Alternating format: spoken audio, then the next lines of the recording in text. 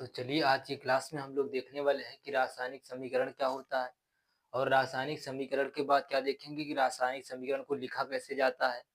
तो आप लोग देखिए कि रासायनिक अभिक्रिया को प्रतीकों और सूत्रों के रूप में लिखना ही क्या कहलाता है, रासायनिक समीकरण कहलाता है।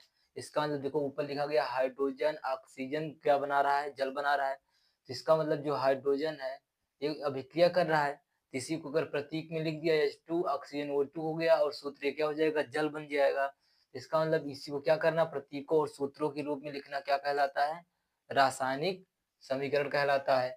उसके बाद ये दूसरा पॉइंट देखिए क्या कह रहा है कि रासायनिक ये अभिक्रिया की दिशा को तीर से दिखाया जाता है। देखो ये अभिक्रिया की दिशा कैसे दिखाया जा रहा है, तीर से दिखाया जाता है। उसके बाद कह रहा है तीर के पहले वाला जो पदार्थ होगा वो क्या हो जाएगा, अभिकारक हो जाएगा। इसका मतलब क्या हो जाएगा, ये तीर के पहले वाला है, इसका मतलब ये क्या हो जाएगा, ये अभिकारक हो जाएगा। और तीर के बाद वाला क्या हो जाएगा, उत्पाद हो जाएगा। उसमें लिखा कह रहा है, नियम क्या कह रहा है, तीर के बाद वाला क्या हो जाएगा आपका, उत्पाद हो जाएगा या क्रियाकारक हो जाएगा, या ये उत्पाद हो जाएगा या क्रियाफल हो जाएगा। अभिकारक रहेगा या क्रियाकारक हो जाएगा। उत्पाद या क्रियाफल दोनों एक ही चीज है, उत्पाद या क्रियाफल होगा या प्रोडक्ट होगा। उसके बाद क्या कह रहा है, चौथा ये पांचवा पॉइंट का अभिकारक तथा उत्पाद के परमाणु और अणुओं के मध्य क्या लगाते हैं, प्लस का सिंबल लगाते हैं। इसके अंदर H2 है, उसके बाद O2 देखिए प्लस का चिन्ह लगाया गया है, अभिक्रिया में लगाया जाएगा।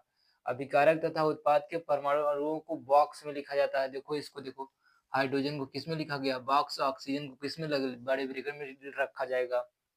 उसके बाद कह रहा है कि अभिकारक तथा उत्पाद के परमाणु संख्या बराबर होने पर, अगर यहाँ पे इसकी संख्या और इसकी आगे वाली संख्या, उत्पाद अभिकारक और उत्पाद की संख्या अगर बराबर होगी तो समीकरण हमारा क्या कहलाएगा, संतुलित समीकरण कहलाएगा।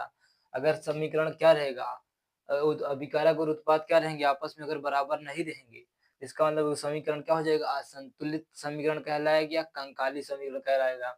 इसमें आप ये देखिए कि हमारे पास यहाँ पे H दिया गया कितनी बार है, हाइड्रोजन अभिकारक में देखिएगा 2 बार है, ऑक्सीजन कितनी बार है, 2 बार है। उसके बाद उत्पाद में देखिएगा, यहाँ पे दिया गया है H कितनी बार है, 2 बार है। ऑक्सीजन कितनी बार है, 1 ही बार है। तो इसका मतलब ये अभी समीकरण जो हमारा दिया गया है ये समीकरण असंतुलित है।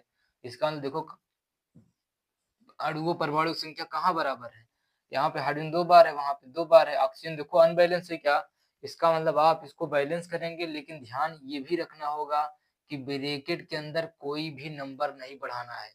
ब्रैकेट के बाहर ही गुणा करके, नंबरों का गुणा करके तभी उसका बैलेंस क्या करना होगा, सही करना होगा। तो इसका मतलब ये बताइए कि अगर हमारे पास ये ऑक्सीजन अगर 2 बार बनाना चाहेंगे उसमें, तो इसका मतलब अगर यहाँ आप 2 से गुणा कराएंगे, इसका मतलब हमारे पास ऑक्सीजन कितनी बार हो गया, 2 बार तो हो गया ये 2 बार तो हो गया।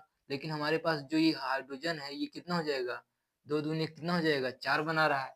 उसके बाद यहाँ पे देखो ऑक्सीजन तो सही है, 2 बार बन रहा है, दोनों पक्ष में बराबर है, लेकिन अब हाइड्रोजन अनबैलेंस हो गया। तो अगर इसमें हाइड्रोजन अगर हम 2 से गुणा कराएंगे तो इसका मतलब ये कितना हो जाएगा, 4 हो जाएगा। अगर आप यहाँ 2 से गुणा कराएंगे तो क्या हो जाएगा, 4 बना लिया। तो इसका मतलब क्या हुआ, अब दोनों पक्ष में क्या हो गया, बराबर हो गया। इसलिए हमारा समीकरण क्या हो जाएगा, संतुलित हो जाएगा। उसके बाद एक एग्जाम्पल और छोटा सा देखेंगे कैसे समझते हैं।